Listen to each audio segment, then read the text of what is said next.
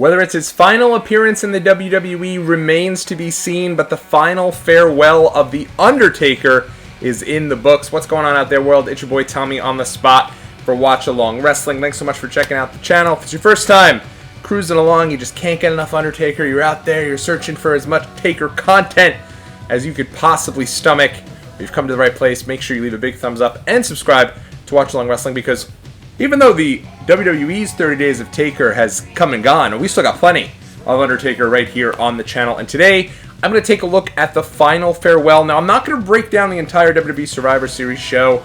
Honestly, I thought it was a pretty good show.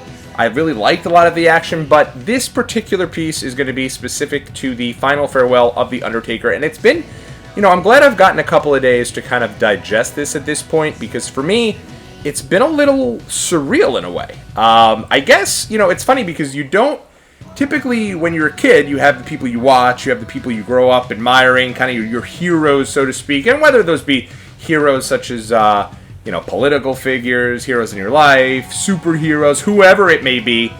But for me, as a wrestling fan, some of my heroes growing up were Macho Man Randy Savage, The Ultimate Warrior, and The Undertaker.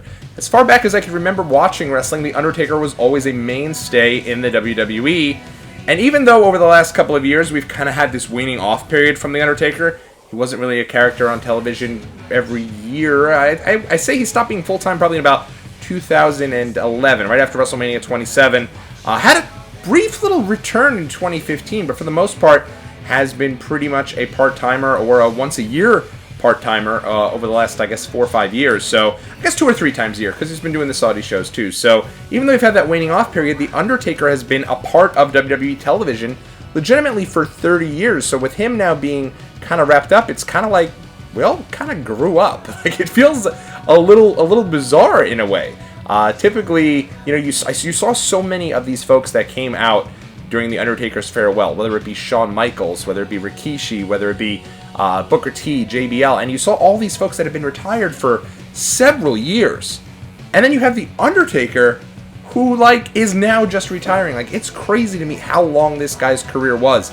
They had the Gobbledygooker on that show, and that feels like such a distant, faraway memory from my childhood of the debut of the Gobbledygooker. And at the end of the day, Undertaker debuted in that same show 30 years ago, Survivor Series 1990. So it's weird that The Undertaker's not around anymore. It's sad in a way that The Undertaker is officially retired. I remember going to Madison Square Garden in 2009. This is the go-home show to Survivor Series 2009, because I was convinced it was going to be my last chance to see The Undertaker at Madison Square Garden, and I went back there 10 years later to see him again. Such a long run.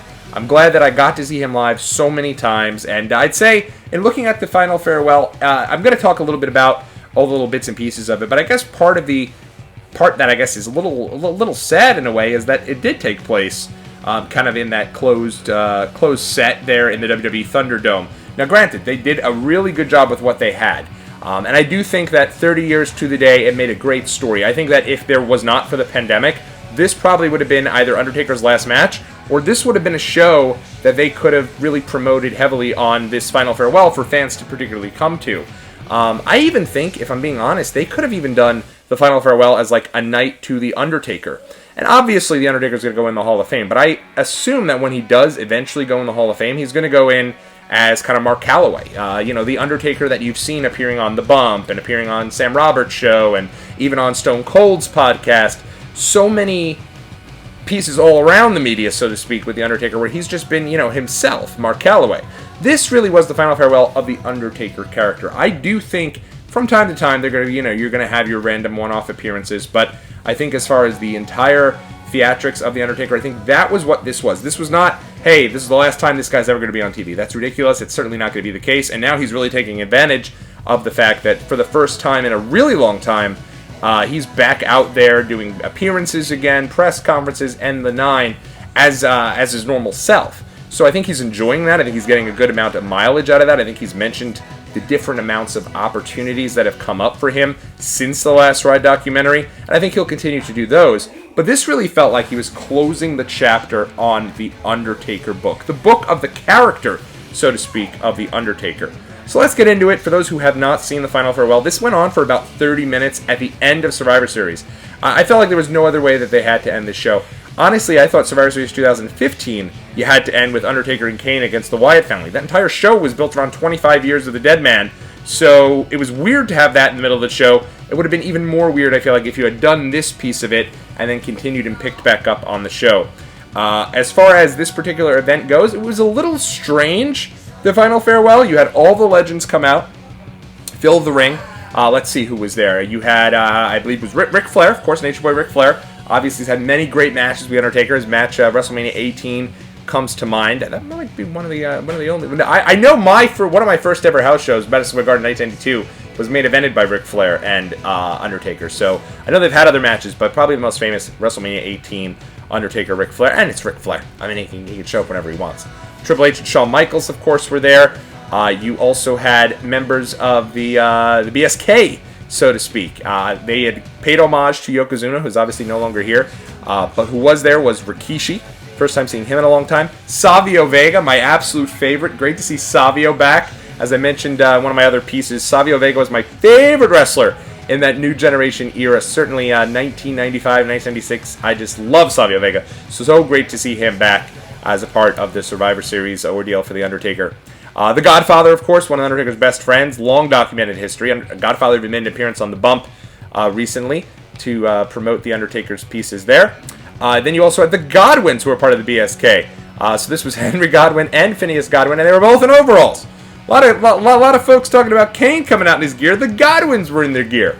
So, obviously, Kane, the aforementioned, who showed up in his gear. And my thought on why Kane showed up in his gear, and I think a long way down the road, you're going to find out that Vince McMahon was the one that told Kane, hey, we're inviting everyone back. Everyone's going to be in their gear. Make sure you wear your gear. And then, of course, Kane shows up. He's the only one in his gear. Everyone else is just, dressed to the nines in their kind of, their Sunday best, so to speak. A lot of people wearing suits. A lot of people wearing sports coats.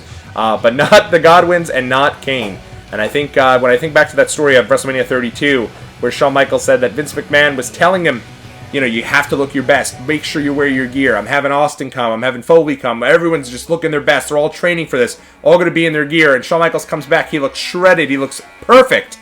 And then Austin and Foley come out, and they both have on kind of their, I think Foley's wearing like a Christmas shirt, and Austin's wearing, obviously, a shirt and jeans. And it was kind of a big roost on and a rib on HBK. I think something similar happened here with Kane, because it was so bizarre. Kane's music hits. He gets the Kane red light treatment. Out he comes in his full gear and looking for a fight. It was pretty funny.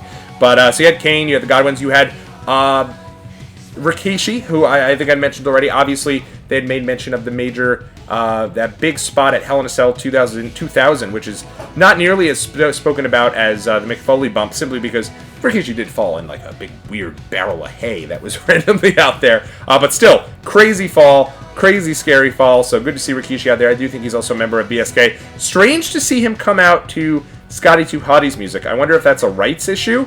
That's what I think it would be. I feel like they probably own the rights to Scotty 2 Hotty, and maybe that Too Cool / Rikishi music wasn't owned by WWE, so maybe that's the reason they did that. JBL, also there, obviously another big favorite of The Undertaker's growing up, member of the Ministry with The Undertaker as part of the Acolytes.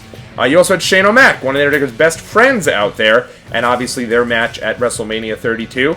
And then you had Booker T, which was a little strange, because those guys don't really have anything memorable that really comes to mind, so to speak.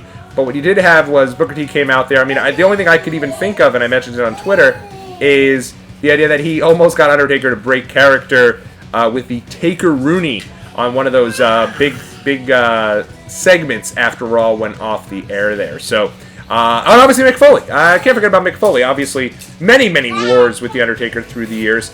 And Triple H, too, came out. Triple H came out, and he's doing the old throat slash and kind of paid homage to The Undertaker.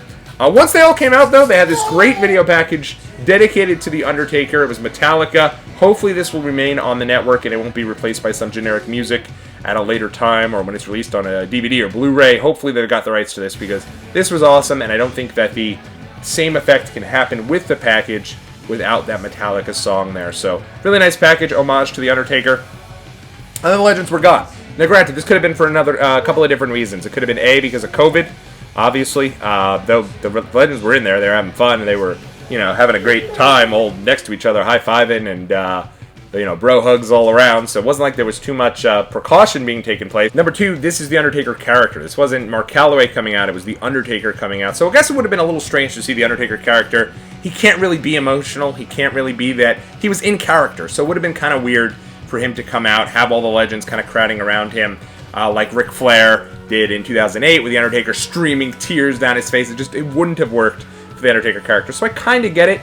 At the same time, I was prepared. I was like, wow, they're each going to get to say a couple words here. This is going to be something really nice. Maybe let's get cozy. We're going to be here for the next 3 hours.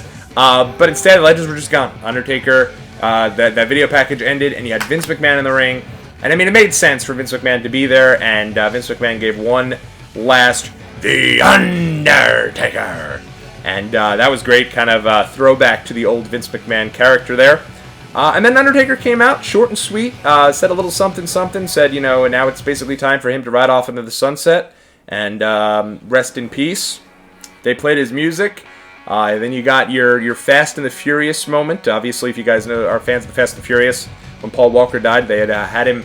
They were already filming his final movie there, so they had him appear with via holograph. And that's a hologram, rather, and that's exactly what they did here with Paul Bear. Paul Bear there, Undertaker leans down, puts his hand up for the urn, and you heard a little oh yes, over the speakers, and Paul Bear's hologram appeared. Really nice moment. I think that kind of caught a lot of folks off guard there.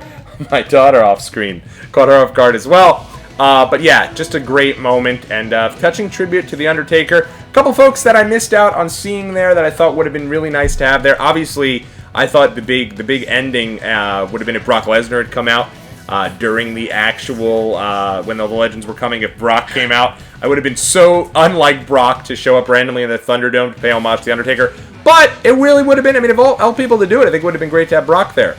Similarly, I think it would have been great to have Paul Heyman there. Him and The Undertaker kind of joined at the hip there for quite some time, and I think it would have been nice to have him there.